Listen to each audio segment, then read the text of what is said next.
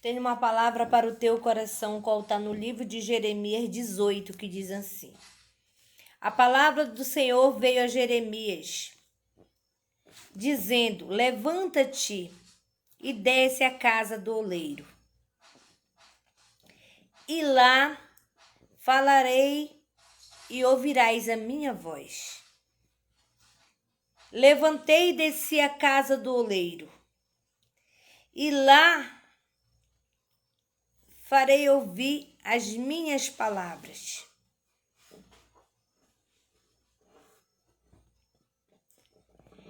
E desci à casa do oleiro, e eis que ele estava fazendo as suas obras sobre as rodas. Como o vaso que ele fazia de barro se quebrou na mão do oleiro, e tornou a fazer dele outro vaso, conforme o que parecia bem aos seus olhos. Então veio a minha palavra do Senhor, dizendo: não pode eu fazer de vós como fez este oleiro, casa de Israel? Assim diz o Senhor: eis que, como o barro na mão do oleiro, assim vós sois na minha mão, casa de Israel.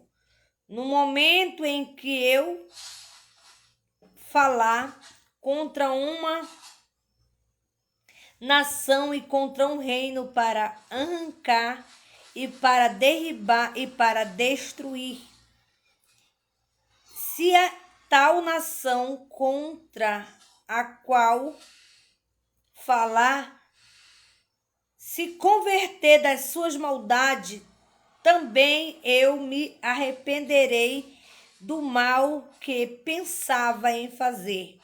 E no momento em que eu falava de uma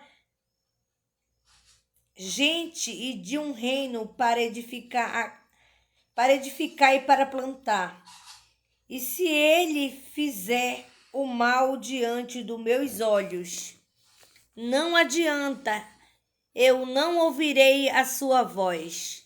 Então me arrependerei do bem que eu iria fazer. E tenho dito. Amém? Aqui o Senhor está falando que assim como o vaso na mão do oleiro, assim sou eu e você na mão do Todo-Poderoso.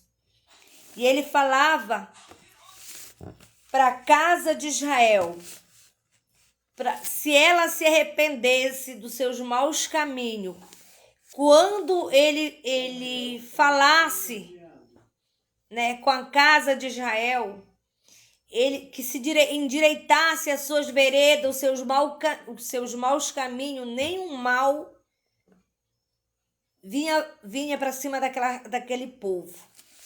Porém, se eles não ouvissem, toda a maldade viria para aquela cidade, para aquele lugar.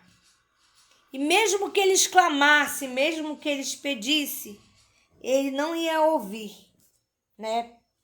Ele estava mandando aquele povo se consertar, né? Ele queria que aquele povo se consertasse perante a sua face.